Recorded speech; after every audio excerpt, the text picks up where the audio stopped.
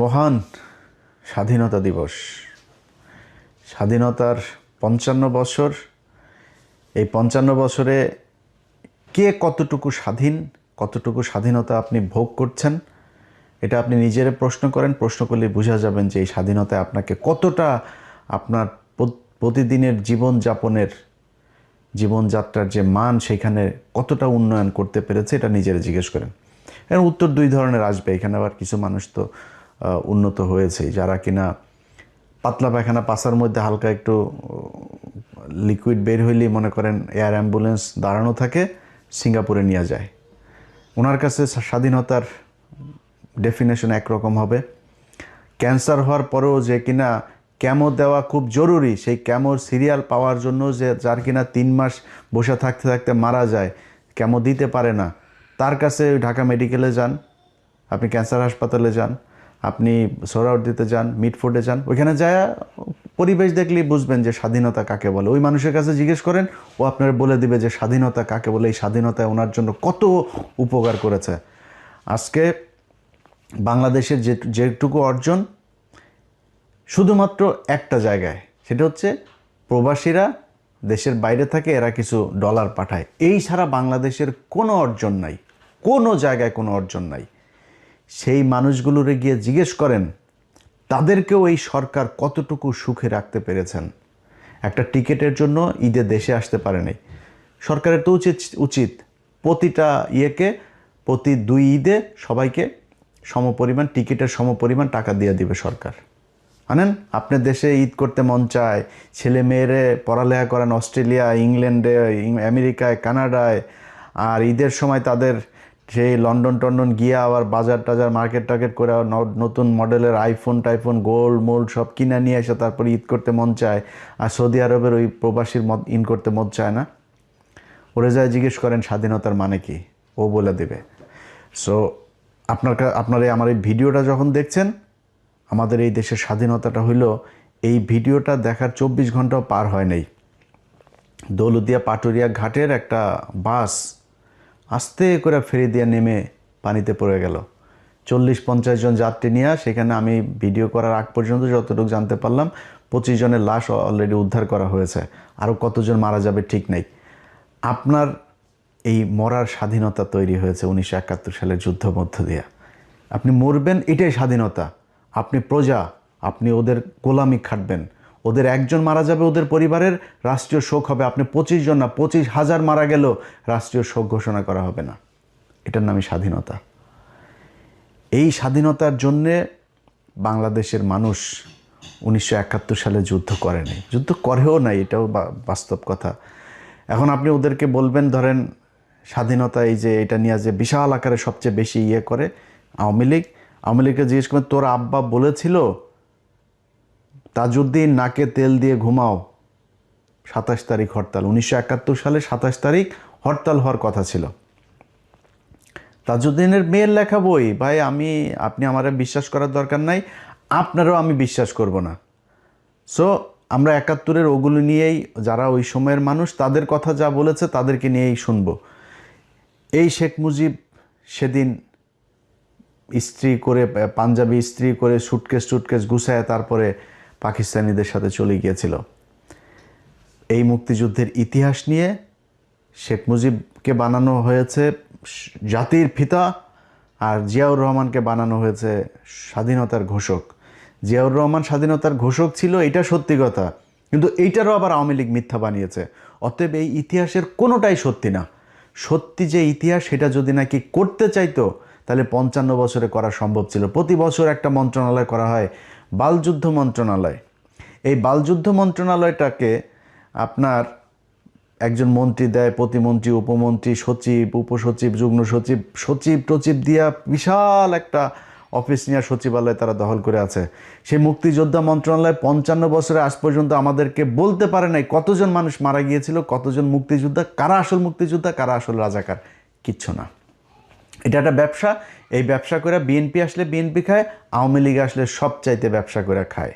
এই ব্যবসা করার জন্যই এই মুক্তিযোদ্ধাটাকে আমাদের সামনে এইভাবে দাঁড় করায় রাখা হয়েছে। আর পাকিস্তানের সাথে আমাদের সম্পর্কটা সারা জীবন যেন খুব খারাপ থাকে, এই জন্য গাঁজাখুরি এক গল্প 2 লাখ আপনার এই মহিলাদেরকে করা হয়েছে, রেপ করা হয়েছে। ওরে বাবা রে বাবা, পাকিস্তানিরা তোমাদেরকে চোদে না, সরি, লাগায় না তোমাদেরকে। তো ওইখানে আরেক হলো কি 30 লাখ মানুষকে হত্যা করেছে। এই 2 বাল দিয়া মানুষকে বিশাল আকারে একটা ইয়ের মধ্যে ফেলে রেখেছে। এটার কারণ কি? এটার কারণ হলো বাংলাদেশ যেন সারা জীবন ইন্ডিয়ার পায়ের তলে থাকে, কোনোদিন পাকিস্তানের সাথে ভালো সম্পর্ক না হয়, ইন্ডিয়ার ওই পাশে যেন না যাইতে পারে কোনোদিন। যাই করবে, আপনার পররাষ্ট্রনীতি, আপনার অর্থনীতি, আপনার সংস্কৃতি যা যা আছে সব কিছু কন্ট্রোল করবে ইন্ডিয়া। এই জন্যই আমাদেরকে এইভাবে ধরে রাখা হচ্ছে। ভাই 1947 সালে 2 পাকিস্তানের 1000 মাইল দূরে যখন ভাগ করে দিয়ে গিয়েছে না ব্রিটিশরা ওই সময় 2 পাকিস্তানের আলাদা করে দিয়ে গেছে। পৃথিবীতে এমন কোনো দেশ নাই যে 2টা দেশ এরকম ভৌগোলিক ইয়ের মধ্যে না থেকে আলাদা থেকে কোথাও আছে। পৃথিবীতে কোনো দেশে কোনো জায়গায় আছে আপনি বলেন আলাদা একসাথে? কেউ নাই। তো বাংলাদেশ আর পাকিস্তান কেমনে থাকবে? টুডে টুমোরো তারা আলাদা হইতই, এটা একদম বাস্তবতা। এর বাইরে আমরা কখনোই যাইতে পারতাম না। এক সময় বাংলাদেশ স্বাধীন হয়ে গেছে 1968 সালে, যখন শেখ মুজিব জায়া রয়ের সাথে আগরতলায় গিয়ে বৈঠক করেছে। পাকিস্তানিরা দয়া করে ওরে মাফ করে দিতে, তো ওই সময় ঝুলাই দেওয়া দরকার ছিল, ওরে মাফ করে দিয়ে তারপরেও চেয়েছে একসাথে থাকতে। তারপরেও কন্টিনিউয়াসলি এই পাকিস্তানিদের সাথে যুদ্ধ, পাকিস্তানিদের লোকজনকে মারা, পাকিস্তানি মহিলাদেরকে রেপ করা। শেখ মুজিবের বেটা ইতিহাস পড়তে হইলে মানে নিয়ে তর্ক করতে হলে, কারোর সাথে তর্ক করবি কোনো বিষয় নিয়ে, ন্যূনতম জানবি তো। আমরা যদি মেডিকেল টার্ম নিয়ে কথা বলতে পারি, আমি টার্মের কোনো কিছুই জানি না। তুই যদি ইতিহাস নিয়ে কথা বলতে চাস, মিনিমাম তোর আব্বা যে বই লিখে গিয়েছে তোরা দাবি করিস, এটার নাম কি? অসমাপ্ত আত্মজীবনী। তোর বাপের অসমাপ্ত আত্মজীবনীর মধ্যে দেখবি এই আদমজি জুট মিলের যে মাঠ, এই কলোনির মাঠের এখানে একটা পুকুর আছে, সেই পুকুরের মধ্যে শেখ মুজিব বলছে কমপক্ষে 500 পাকিস্তানিদের লাশ এখানে হয়ে আছে, কমপক্ষে 500 এই পানির মধ্যে ভেসে আছে। এইভাবে পাকিস্তানিদের সাথে তিলে তিলে তিলে তিলে বাংলাদেশিদের করা হয়েছে। পাকিস্তানিরা আমাদের কিচ্ছু দেয় নাই, পাকিস্তানিরা আমাদেরকে সব জায়গায় শোষণ করে রেখেছে, পাকিস্তানিদের সাথে পাকিস্তানিরা আমাদেরকে দিয়ে কাজ করে সব নিয়ে গিয়েছে, এখানে কিছু করে নাই। বেটা পাকিস্তান গিয়েছে আজকে 55 বছর। এই 55 বছরে পাকিস্তান আদমজি জুট মিল দিয়ে গিয়েছে, আদমজি জুট মিল বন্ধ হয়েছে। নিউজ প্রিন্ট কাগজ মিল দিয়ে গিয়েছে, নিউজ প্রিন্ট কাগজ মিল বন্ধ হয়েছে। এই যে বিশ্ববিদ্যালয়গুলো, ঢাকা বিশ্ববিদ্যালয়ের বেশিরভাগ ফ্যাকাল্টিগুলো, ডিপার্টমেন্টগুলো পাকিস্তান করে দিয়ে গিয়েছে, বেশিরভাগ বিভাগ। রাজশাহী বিশ্ববিদ্যালয় পাকিস্তানের করা, রংপুর মেডিকেল এবং রংপুর বিশ্ববিদ্যালয়, সিলেট ওসমানী মেডিকেল পাকিস্তানের করা, ময়মনসিংহ মেডিকেল পাকিস্তানের করা, চিটাং মেডিকেল পাকিস্তানের করা, এই যে কমলাপুরটা পাকিস্তানের করা, এই যে সংসদ ভবনটা পাকিস্তানের করা। স্বাধীনতার অর্জনের মাত্র 2 বছর আগেও যখন খুব তিক্ত সম্পর্ক, তখনও পাকিস্তানিরা এখানে জাহাঙ্গীরনগর বিশ্ববিদ্যালয়টা করে গিয়েছে 1969 সালে। গুগলে সার্চ দিয়ে দেখ এই জাহাঙ্গীরনগর বিশ্ববিদ্যালয় কবে প্রতিষ্ঠিত হয়েছে। সবগুলো বিশ্ববিদ্যালয়তে সার্চ দিয়ে দেখ, দেখবি যে 23 বছরের বঞ্চনা গাঞ্ছনার ইতিহাস এগুলি শোনায় এই বালের কথা। এই পাকিস্তানিরা এই 23 বছরে এই জিনিসগুলো করে দিয়ে গেছে। যদি না হইতো, বালটাও হইতো না। 1974 সালে খালি এই চারুকলাটা হয়েছে, এর বাইরে আজ পর্যন্ত না হয়েছে কোনো নতুন বিশ্ববিদ্যালয়, না হয়েছে ফ্যাকাল্টি। এটার নামই বাংলাদেশের স্বাধীনতা। এই বালের গান শোনায় ভাই আপনি বলবেন যে হ্যাঁ ওরা আমাদের শোষণ করার জন্য এখানে এই জাহাঙ্গীরনগর বিশ্ববিদ্যালয় এখানে করেছে পাকিস্তানের লোক এসে পড়ার জন্য, তোর লোকেরা শিক্ষিত করার জন্য এগুলো বানিয়েছে, তারা করেছে এগুলো। এই যে পিজি হাসপাতালটা, এই পিজি হাসপাতাল, ঢাকা মেডিকেল হাসপাতাল লেখ, ওইখানে দেখবি যে পাকিস্তানি ডাক্তারদের কি অবদান, কি করে গিয়েছে তারা এই হসপিটাল। এটা তো 500 বেডের ছিল এক সময়, পরে 1800 বেড। এগুলো কারা করেছে? এই পিজি হাসপাতালের বঙ্গবন্ধু বিশ্ববিদ্যালয় কারা করেছে? পাকিস্তানিরা করেছে। আজকে তাদের সাথে আমাদের বিশাল খারাপ সম্পর্ক। ভাই কোনো সমস্যা নেই, আমি এগুলো বলার মানে এটা না যে আমরা আবার পাকিস্তানিদের সাথে আলাদা হইতে, আলাদা হওয়ার দরকার নাই। আমেরিকার সাথে জাপানের আজকে মধুর সম্পর্ক, দক্ষিণ কোরিয়ার মধুর সম্পর্ক, ভিয়েতনামের মধুর সম্পর্ক। ভাই তাদের সাথে যুদ্ধ হয় নাই। আজকে আফগানিস্তানের সাথে রাশিয়ার সম্পর্ক ভালো, একসময় এরা যুদ্ধ করে স্বাধীন হয়েছে ওদের কাছে, আমেরিকায় আফগানিস্তানকে সাহায্য করেছে। এটাই কৌশল। যার যখন যাকে দরকার হবে, এই ইরানের সাথে রাশিয়ার সম্পর্ক খারাপ ছিল না, তারা আজকে রাশিয়ার কাছ থেকে সব সুযোগ সুবিধা নিচ্ছে না। আমাদের এই সুযোগ সুবিধা যেন আমরা নিতে না পারি, ভারতকে যাতে আমরা ওভারটেক করে কোথাও যাইতে না পারি, এই জন্য এই ধরনের এই গাঁজাখুরি গল্প সব জিয়ে রাখা হয়েছে, যেন পাকিস্তানিদের সাথে আমরা কোনোভাবে কোনো সুযোগ সুবিধা, কোনো চুক্তি, কোনো কিছু করতে না পারি। ভাই পাকিস্তান আলাদা, আমরা আলাদা। আমি আমার কাজে পাকিস্তানকে কাজে লাগাবো, পাকিস্তান পাকিস্তানের কাজে আমাকে কাজে লাগাবে। এটাই এইভাবেই চলতে হবে। এখন যদি নাকি আপনি বলেন যে ভারতের সাথে আমাদের যে সম্পর্ক, ভারত হলো আমার ভাই। ভারত কয়দিন আগে আমাদের তেল দিয়েছে, তেল নাকি কার বলতে গেলে ওরা মুখ খারাপ হয়ে যায়, বুঝছেন, আমি কন্ট্রোল করতে পারি না। ওদের কার নাকি কোন দিক দিয়ে নাকি তেল দিয়েছে। আরে ভারত এখন তেল না, ভারত এখন আরো অনেক কিছু দিতে পারে, কারণ ভারতের এখন চিপার মধ্যে আছে, যেই কারণে ভারত এখন আমাদেরকে কোনো না কোনোভাবে একটা করতে হবে। কিন্তু ভারতের আসল চেহারা কি সেটা বুঝবি, সেটা বুঝতে হলে চল একজন একটু বক্তব্য শুনি তোদের ভারতের আব্বাস। ভারত আর হাত গুটিয়ে বসে থাকতে রাজি নয়। তারেক রহমানের দেশে ফেরা এবং প্রধানমন্ত্রী হওয়ার নেপথ্যে ভারতের একটি বড় পরিকল্পনা ছিল, আগেই বলেছি। কথা ছিল আওয়ামী লীগের বিরুদ্ধে কোনো প্রতিশোধমূলক রাজনীতি হবে না এবং উগ্র মৌলবাদী শক্তি বিশেষ করে জামাতের প্রভাব নিয়ন্ত্রণ করা হবে। কিন্তু প্রধানমন্ত্রী হওয়ার পর থেকেই তারেক রহমানের ভুল বদল শুরু হয়েছে। ভারতের দেওয়া সেই প্রতিশ্রুতির কোনো প্রতিফলন এখন আর তার কাজে দেখা যাচ্ছে না। তিনি জামাতকে মন্ত্রিসভায় জায়গা দেওয়ার কথা ভাবছেন এবং আওয়ামী লীগের উপর রাজনৈতিক নিষেধাজ্ঞা নিষেধাজ্ঞা ও আইসিটি ট্রাইব্যুনালে খড়গ বহাল রেখেছেন, বরং চিঠি দিচ্ছেন আইসিটি রায়ের প্রেক্ষিতে শেখ হাসিনা এবং আসাদুজ্জামান খান কামালকে যাতে তাড়াতাড়ি বাংলাদেশে প্রত্যর্পণ করা হয়। দিল্লির কূটনীতিকদের মতে এটি ভারতের সাথে করা বড় ধরনের কথা খেলাপি বা বিশ্বাসঘাতকতা। আওয়ামী লীগের ওপর থেকে নিষেধাজ্ঞার খাড়া তোলার কথা আর উঠছেই না। শেখ হাসিনাকে ফাঁসিতে ঝোলাবার জন্য উল্টে ভারতের কাছে ইউনুস জমানাচ্ছে, কড়া চিঠি দিয়ে প্রত্যর্পণ দাবি করছে তারেক রহমান সরকার। এসব কিসের লক্ষণ? এই সব কিছু কি সেই পুরনো বিশ্বাসঘাতকতার নতুন সংস্করণ নয়? এটা ঠিক, তারেক রহমান সরকারের বয়স সবে 1 মাস, এর মধ্যে চরম সিদ্ধান্ত নেয়নি ভারত। তবে ঘরপোড়া গরু সিঁদুরে মেঘ দেখে ভয় পায়। তারেক সরকারের কাজকর্মে সেই সিঁদুরে মেঘের লক্ষণ কিন্তু স্পষ্ট ফুটে উঠছে। আওয়ামী লীগ নেতাদের জেল মুক্তির কোনো খবর নেই। যারা মুক্ত হচ্ছেন বিচার বিভাগের নির্দেশে নতুন মামলা দিয়ে তাদের আবার ঢুকিয়ে দেওয়া হচ্ছে জেলে। এই যদি বিএনপির গণতন্ত্র রক্ষার আসল ছবি হয় তাহলে সন্দেহ জাগেই। আর ঠিক এই কারণেই হয়তো এবার ভারত আর কোনো বিশেষ দূতের অপেক্ষা না করে অজিত ডোভালের মাধ্যমে সরাসরি 1 মাসের ডেডলাইন দিয়ে দিয়েছে। ভারত তার সাথে কথাবার্তা বলে শুধু এই কয়েকটি শর্তে, কয়েকটি বিষয় কেবল একমত হয়েছিল, কথা নিয়েছিল তারেক রহমানের কাছ থেকে। তাদের মধ্যে 1, ভারতের উত্তর পূর্বাঞ্চলের বিচ্ছিন্নতাবাদীদের যেন বাংলাদেশের মাটি ব্যবহার করতে দেয়া না হয়।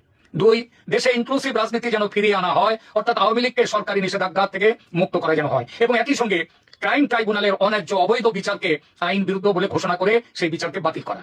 এবং 3, সরকারে কোনোভাবেই চরমপন্থী বা মৌলবাদী শক্তির যেমন জামায়াতের সরাসরি অংশগ্রহণ থাকবে না। ভারতের এই 3 শর্তে সহমত হলে তারেক দেশে ফেরেন এবং ভারত সব রকমের সহযোগিতা দিয়ে তারেকের জয়ের পথ প্রশস্ত করে।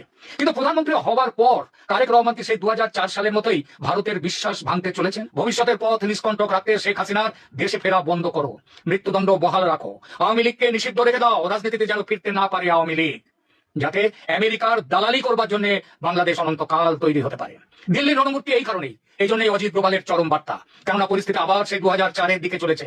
এই পরিস্থিতিতে ভারত আর হাত গুটিয়ে বসে থাকতে রাজি নয়। নির্ভরযোগ্য সূত্রের খবর অনুযায়ী সেখানে ডোভাল সাহেব কোনো কূটনৈতিক মারপ্যাচ নয়, বরং সরাসরি টাইম বাউন্ড হুঁশিয়ারি দিয়েছেন বাংলাদেশের ডিজিএফআই কে সামনে বসিয়ে। কি ছিল সেই হুঁশিয়ারিতে?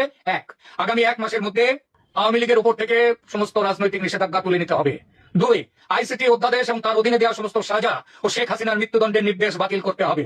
3, যদি এই 1 মাসের মধ্যে কোনো কার্যকর পদক্ষেপ না নেওয়া হয় তবে ভারত তার নিজের স্বার্থ, তার জাতীয় স্বার্থ রক্ষায় যে ব্যবস্থা উপযুক্ত মনে করবে সেই ব্যবস্থা নিতে বাধ্য হবে।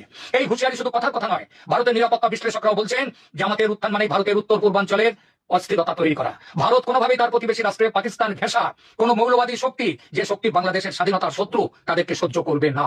ভারত স্পষ্ট বলেছে সংসদে বিএনপির একক সংখ্যাগরিষ্ঠতা আছে, তবুও জামায়াতকে মন্ত্রী করার কথা উঠছে কেন? পুরনো ভালোবাসার টান, আমেরিকার চাপ? বাংলাদেশ যেন মনে রাখে আমেরিকার সমস্ত হুমকি উড়িয়ে দিয়ে 71-এ ভারতের ফৌজ স্বাধীন করেছিল বাংলাদেশকে। আজ দরকার হলে ভারতের ফৌজ উপযুক্ত ব্যবস্থা নিতে এবারও পিছিয়ে আসবে না। এই হলো ভারতের বন্ধুত্ব। এটা শুরু আজকে থেকে না, সেই 1971 সালের 16 ডিসেম্বর থেকে শুরু করে আজকে পর্যন্ত ভারত কখনো মানতেই পারে নাই যে বাংলাদেশ একটা স্বাধীন রাষ্ট্র। তারেক রহমান তার কথা না শুনলে সে এখানে সোলজার পাঠায়, সোলজার পাঠা, তোরা সোলজার পাঠা, বাংলাদেশে পাঠা, ইস্ট পাকিস্তান, ওয়েস্ট পাকিস্তান, 2 পাকিস্তান মিলা বাম্বু লাগাবে, পাঠা তোরা যদি ক্ষমতা থাকে তাহলে বাংলাদেশের সোলজার পাঠা, ন্যাংটা বানায় ছেড়ে দিবে। বাংলাদেশের প্রতিটা মানুষকে শুধু একটা কথা বলি ভাই, কথা খুব খারাপ লাগতে পারে, চেতনায় আবার পাশে আগুন লাগতে পারে অনেকের, এই বাংলাদেশ যেদিন আক্রান্ত হবে সেদিন সবার আগে পাকিস্তানি ভাইয়েরা এসে আপনার পাশে দাঁড়াবে, এটা গ্যারান্টি দিলাম। আমি জীবিত থাকি অথবা মৃত থাকি, একটা কথা বললাম, Pakistan will be the first country আপনারে সাপোর্ট করার জন্য। অতএব পাকিস্তানের সাথে ভাই আমাদের কৌশলগত ভালো সম্পর্ক থাকতে হবে, তাদের সাথে আমাদের অস্ত্রের চুক্তি থাকতে হবে, মিলিটারি চুক্তি থাকতে হবে, বাণিজ্যিক চুক্তি থাকতে হবে, পাকিস্তানের সাথে সব ধরনের চুক্তি থাকতে হবে। যদি না হয় তাহলে এরা সারা জীবন আমাকে এইভাবে এই ধরনের করে যাবে। তারেক রহমান যেই কথাগুলো আমরা এর আগে আনন্দবাজারেও শুনেছি, এই ব্যক্তিও যেই কথাগুলো বললো, আপনি চুক্তি করে এসেছেন, যদি কৌশল হয়ে থাকে, 111-এ খালেদা জিয়াকে অফার দেওয়া হয়েছে, খালেদা জিয়া বলেছে না আমি 111-এর এদের কোনো কিছু বৈধতা দিব না, পরে শেখ হাসিনাকে বৈধতা, এই প্রণব মুখার্জি তার বইতে লিখেছেন। তো আমরা ধরে নিলাম আপনি কৌশল করেই তারপরে তাদের সাথে মিলেমিশে এসেছেন, এবং আমরা এখনো পর্যন্ত, আমি আমার কথা বলি, আমি কিন্তু এখন পর্যন্ত আপনার প্রতি আমার যথেষ্ট সম্মান আছে তারেক রহমান। আপনার কিছু বিষয় আমি জানি, যে বিষয়গুলোর কারণে আমার বিশ্বাস যে আপনি কোনোদিন শেখ হাসিনা হবে না, জিয়া পরিবার কখনো শেখ পরিবার হবে না, এই বিশ্বাসটা আমার আছে। এবং আপনি ঠিক সময় মতো, বিশেষ করে গত 2 দিনে জেনারেল মাসুদ এবং জেনারেল ওর আরেকজনকে মামুন খালেদ, দুজনকে ধরার পরে আমার ভেতরে সেই বিশ্বাসটা আরও বেশি জন্মেছে যে আপনি এক এক করে সব কটাকে ধরবেন। এবং আপনারা একটা জিনিস বলে রাখি, তারেক রহমান, পৃথিবীতে কেউ সারা জীবন বাঁচে না, আপনাকে যেতে হবে, আমাকেও যেতে হবে। যদি সারা জীবন মানুষের মনে থাকতে চান আপনার বাবার মতো, তাহলে শুধু একটা কথা বলবো যে কিচ্ছু করার দরকার নেই ভাই।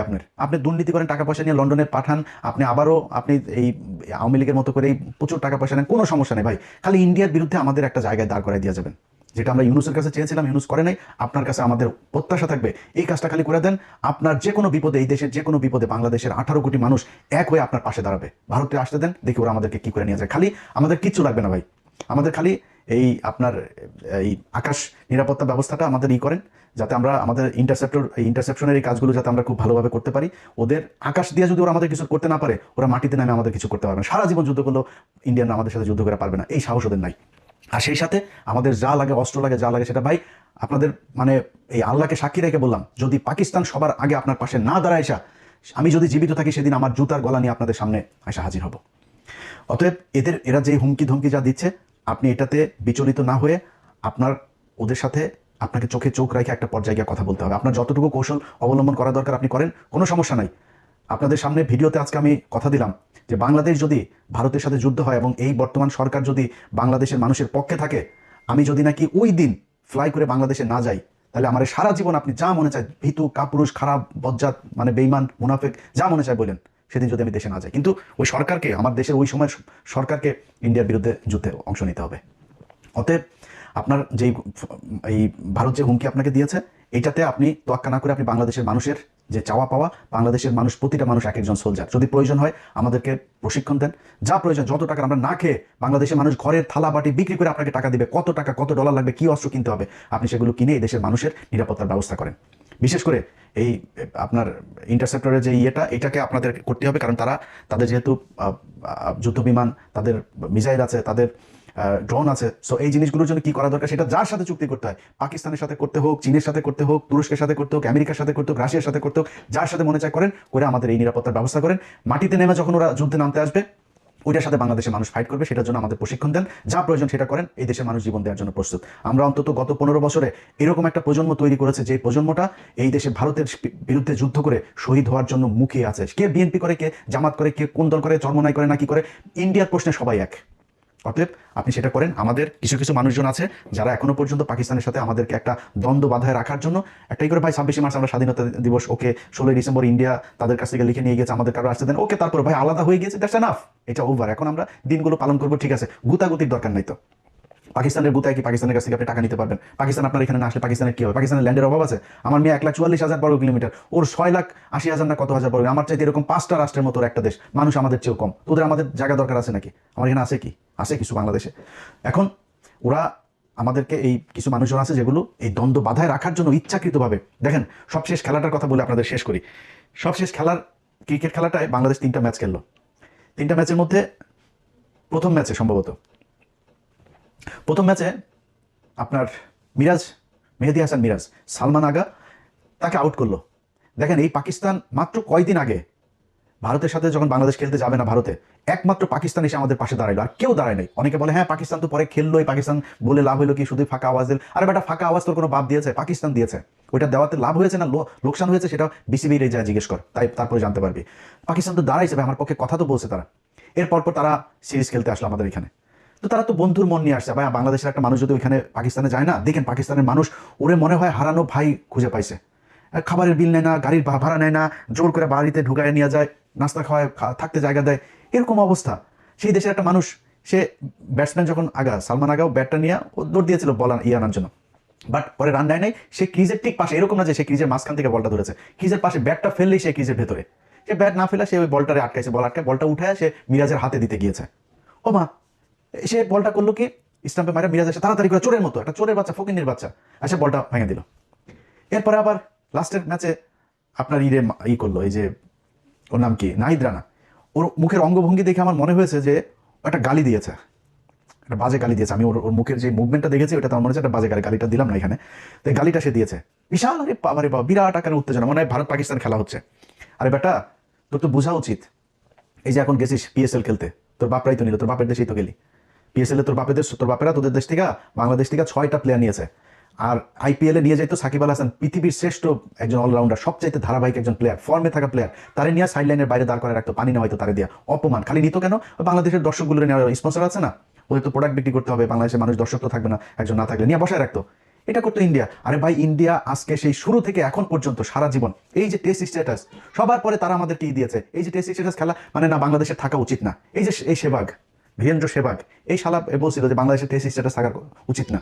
এরা ইন্ডিয়া খালি খেলা না, বাংলাদেশের প্রতিটা জায়গায় প্রতিটা সেক্টরে তারা সারা জীবন, এই যে কয়দিন আগে আপনার এই যে বাংলাদেশ থেকে আপনি দেখছেন না যে বাংলাদেশের মানুষজনরা এখন আর আসতে দিবে না, কারণ বাংলাদেশের মানুষ এখানে ওই আপনার ইয়েগুলো, এখানকার সরকারি যে সুবিধাগুলো আছে এই সুবিধাগুলো বেশি উপভোগ করে। যেমন ধরেন কারো মা অসুস্থ, বাবা অসুস্থ, তার ট্রিটমেন্টের জন্য এখানে আপনি ঘরে রাখলেও আপনার কিছু টাকা দেয়, আপনার অনেক এরকম বাচ্চাদের জন্য চাইল্ড সাপোর্ট দেয়, অনেক ধরনের এই প্রণোদনা আছে, এগুলো দেয়। তো এগুলো এই ইন্ডিয়ানরা, তারা ইন্ডিয়ানদের কারো দেয়, ওরা কিন্তু আমাদের চেয়ে বেশি খায়, অথচ ইন্ডিয়ানগুলো দেয় নাই, বাংলাদেশের গুলো সবগুলো দিয়েছে যে বাংলাদেশ নাকি 54% নাকি এশিয়ান নাকি আমরা নাকি খাই, তারপর এটা দিয়ে এখন বাংলাদেশিদের ভিসা দেওয়া বন্ধ। ভাই প্রতিটা জায়গায় আপনি 1971 সালের মুক্তিযুদ্ধের পর এটা নিয়ে কোনো বিতর্ক নাই, প্রতিটা মুক্তিযুদ্ধের কাছে জিজ্ঞেস করবেন যে ইন্ডিয়ানরা আমাদের এখান থেকে কি পরিমাণে, পাকিস্তানের 92,000 এই সোলজার তারা আপনার অস্ত্র রেখে আসলো, আমাদের এই যে মিল কল কারখানা মানে পাকিস্তান যা করে দিয়েছিল, এগুলির থেকে দামি দামি যন্ত্রপাতি সব ইতিহাসের সব জায়গায় এগুলোর আপনার উল্লেখ করা আছে, তারা নিয়ে গিয়েছে আমাদের দেশের টাকা পয়সা লুটপাট। এর পরে 400 কোটি টাকা এসেছিল আমাদের অনুদান বিদেশ থেকে, সেই 400 কোটি তখন আমাদের তো টাকশাল সব ইয়ে নাই, তারা আমাদের সেটা করলো, সেই টাকাটাতে তারা 400 কোটির 800 কোটি ছাপাইলো। 800 কোটি ছাপায় কি করলো, তারা তাদের ওই টাকাগুলো দিয়ে আমাদের দেশে চাল ডাল সব কিনে নিয়ে গেল, পর্যাপ্ত ছিল আপনার বিভিন্ন দেশ থেকে আসা আপনার সাহায্য সহযোগিতা ছিল, এগুলো সব নিয়ে যায় তারা আমাদের দেশে ইনফ্লেশন করে দিল, মানুষ না খেয়ে 74 মারা গেল। আর ভাই মানুষ মারা গেলে মারা যাবে 72, 73, 74 গিয়ে মারলো মূল্য কেন? এই ভারতীয়দের কারণে।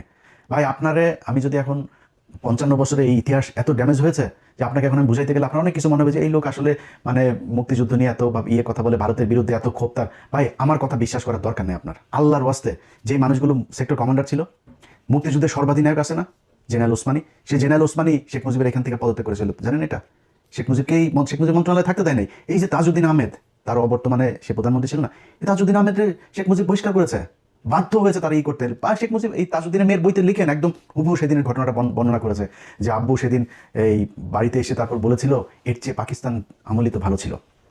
কোনো কারণে একটা কোনো ভালো মানুষে ওই দিন এই শেখ মুজিব তার এই জায়গাতে সে থাকতে দেয়নি। সো এখন আপনি তাদের কাছ থেকে ইতিহাস শেখেন, দেখবেন ইতিহাসের সব কিছু। আমার কাছ থেকে কারোর কথা বিশ্বাস করবেন, আপনার নেতারও বিশ্বাস করবেন না, আমারও করবেন না কারোর কথা। আবার এখন যে গজিয়ে ওঠা যেসব মুক্তিযুদ্ধ আছে এগুলোরও বিশ্বাস করবেন না, এগুলো সব ভুয়া মুক্তিযুদ্ধের ওই সার্টিফিকেট নিয়ে সব মুখে, আসল মুক্তিযুদ্ধে কেউ সামনে আসে না, এরা এই তেলও মারে না, এরা এই ধান্দায় খাইতেও আসে না, অনেকে আসে এই ভাতাও নেয় না, এরকম বহু মুক্তি আমার নিজের পরিবারে আছে। আমার আপন খালু, আমার খালার ছোট খালার হাসবেন্ড, আপন খালু মুক্তিযোদ্ধা। এইসব ইতিহাস এগুলো তার কাছ থেকে বহুত শুনছি ভাই। আপনার সেক্টর কমান্ডার আছে না, সেক্টর কমান্ডার সবচেয়ে বড় সেক্টর 9 নম্বর সেক্টর খুলনা অঞ্চলের, এই 9 নম্বর সেক্টরের সেক্টর কমান্ডার আপনার মেজর জলিল। জানেন মেজর জলিল কোথায় মারা গেছিল? এটা জানেন কেউ? মেজর জলিল এই করাচি থেকে মারা গেছিল। দেখেন ওনার দেখেন, ওনার গুগলে যান, ওনার দেন, করাচি থেকে মারা গেছিল। এই বাংলাদেশের প্রতি কিনা, ইন্ডিয়ার প্রতি কিনায় সেই দেশটায় থাকতে পারে নাই, সেই জীবনটা সেখানে মারা গিয়েছে। একজন সেক্টর কমান্ডার। আপনার কাছ থেকে আমি ইতিহাস শিখবো ভাই, আপনি আমার সাথে ইতিহাস নিয়ে করবেন, ডিবেট করবেন, কথা বলবেন, যে বলতে চায়, যত বড় মুক্তিযুদ্ধ আছে যে আছে, আমি আমার মুখ থেকে একটা কথা বলবো না, বই থেকে কোট আনকোট কথা বলবো। তার চাইতে বড় মুক্তিযোদ্ধার বই থেকে আমি তার রেফারেন্স দেবো যে এই মুক্তিযুদ্ধ এটা বলে গেছে, আপনি এটা কোথায় পেলেন? আমার মুখ থেকে একটা কথা বলবো না, কে আছেন বলেন, আমি তার সাথে বসবো। অতএব এই মুক্তিযুদ্ধ নিয়ে ভাই আমাদের দেশের যে 2 লাখ মা বোনকে পাকিস্তানিরা লাগাইছে, ভালো ফলাইছে, 30 লক্ষ মানুষকে পাকিস্তানিরা মেরে থেকে গেছে। ভাই এই ভোগাস কথাবার্তা 55 বছর হয়েছে মুক্তিযুদ্ধ মন্ত্রণালয়ের বলেন না কেন ঠিক করতে? জীবনও করবে না, কারণ সব মিথ্যা কথা। পাকিস্তানিরা কাউকে রেপ করে নাই, পাকিস্তানিরা কোনো মুসলমানকে হত্যা করে নাই। এই যে কদিন আগে আমেরিকাতে দেখছেন না 2 কংগ্রেসম্যান সব এই কারণেই। হ্যাঁ, হিন্দুদের সাথে যুদ্ধ হয়েছে, ভারতের সাথে পাকিস্তানের যুদ্ধ হয়েছে, হিন্দুরা তো এই দেশে গণহত্যা চালিয়েছে, গণধর্ষণ চালিয়েছে। তো এখন কি বলবেন এগুলোর নিয়ে? এই যে 3 লাখ, 30 লাখ, 2 লাখ এগুলো করেন না কেন? আমরা তো চাই কারা কারা ধর্ষিত হয়েছে, কাদের কাদের পাকিস্তানের পয়দা হয়েছে, আমরা এটা দেখতে চাই। দেখান, বলেন, আপনাদের তালিকা নাই কেন? আপনারা এখনো করেন না কেন? যে মারা গিয়েছে তার তো মান সম্মান নাই, খুঁজে বার করেন দেখি। মুক্তিযোদ্ধা তো এখনো জীবিত আছে, খোঁজ নেন। নাম বলার দরকার নাই, কোনো নারীর নামও বলার দরকার নেই, এমনিতে আপনি সংখ্যাটা আমাদের জানান দেখি কোথায় কে করছে। এইসব ভোগাস কথাবার্তা ভাই, আমার পাকিস্তানের সাথে আমি একও হব না, আবার পাকিস্তানের সাথে আমাদের মানে কোনো কিছু দিয়েও সম্পর্ক করার দরকার নেই। পাকিস্তানে আমার ভাই, আমি পাকিস্তানের ভাই, পাকিস্তান আর আমি, এই ভারত যতবার হুমকি দিবে ততবার পাকিস্তানের সাথে মিলে আমাদেরকে ভারতকে প্রতিহত করতে হবে সব দিক থেকে। ওর 7 সিস্টার থেকে শুরু করে খালিস্তান, ওইদিকে পাঞ্জাব, ওইদিকে কাশ্মীর, সবখানে পাকিস্তান বাংলাদেশ মিলে একসাথে ওদেরকে ধরতে হবে। এইটা যেদিন ঠিক করতে পারবেন, এই বাংলাদেশে কোনো সমস্যা থাকবে না। এই দেশের একটা উৎপাদন করতে, মোটরসাইকেল উৎপাদন করতে যাবেন ভারতের সমস্যা, একটা আপনার ওই আলু আরেক দেশ থেকে আনতে যাবেন তাদের সমস্যা, আপনি আপনার ওই করিডোর ইউজ করতে চাবেন, ভুটানে নেপালে একটা জিনিস পাঠাইতে সে দিবে না, আপনার কিন্তু সবকিছু সে ব্যবহার করবে। সো এই বন্ধুত্ব তো আমার দরকার নেই ভাই, বন্ধুত্ব আমার সেই হবে যে আমার বিপদে পাশে থাকবে। সবাই ভালো থাকবেন, আল্লাহ হাফেজ।